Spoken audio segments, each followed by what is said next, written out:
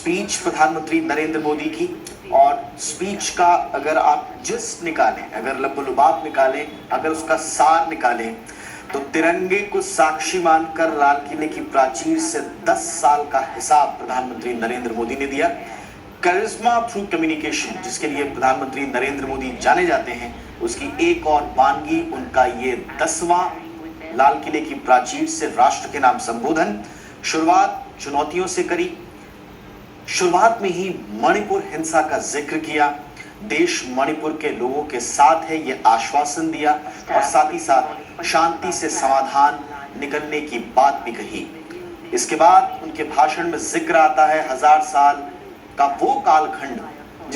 जिसमें देश गुलामी की जंजीरों में जकड़ा हुआ था, और मौजूदा स्वर्णिम काल का वो जिक्र करते हैं जो अपॉर्चुनिटी से भरा हुआ है, और फिर बात करते हैं अगले 1000 सालों की। उनका कहना था कि बीते 1000 साल में जब देश गुलामी की जंजीरों में बंधा हुआ था, वो 1000 साल का पीरियड, और जो इस वक्त मौजूदा समय है वो नई इबारत लिखेगा अगले 1000 सालों के लिए। इसके अलावा तमाम उपलब्धियों का जिक्र किया, अपनी उपलब्धियां बताई, और 2047 तक भारत को विकसित राष्ट्र कैसे बनाना है उसका एक खाका भी खींचने की कोशिश की। और साथ ही साथ, जैसा कि हम शुरुआत में भी जिक्र कर रहे थे, क्योंकि 2024 का चुनाव है, दूसरे कार्यकाल का ये आखिरी संबोधन है, एक पॉलिटिकल ईयर है, बहुत इंपॉर्टेंट ईयर है, तो इसलिए वो क्लासिक पॉलिटिकल छाप भी दिखी उनके भाषण में, जिसमें वो विरोधियों पर निशाना साधना नहीं भूले, खास तौर से बिना नाम लिए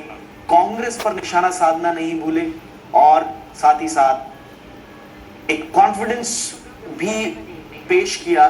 कि अगली बार 15 अगस्त को मैं ही इस देश को संबोधित करूंगा, आपको संबोधित करूंगा। तो एक क्लासिक पॉलिटिकल स्पीच भी रही उनकी, और साथ ही साथ देश की अब तक की जो उपलब्धियां हैं उनका भी जिक्र किया, और एक नया जोश भरने की जरूर कोशिश की उन्होंने, एक होप देने की कोशिश की।